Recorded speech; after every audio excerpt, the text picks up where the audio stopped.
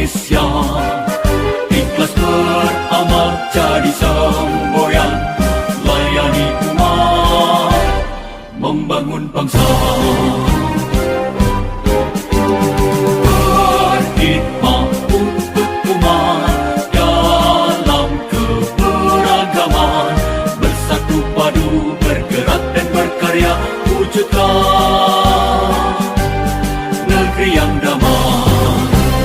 Kementerian Agama Republik Indonesia, ikhlas beramal jadi semboyan, layani umat, membangun bangsa.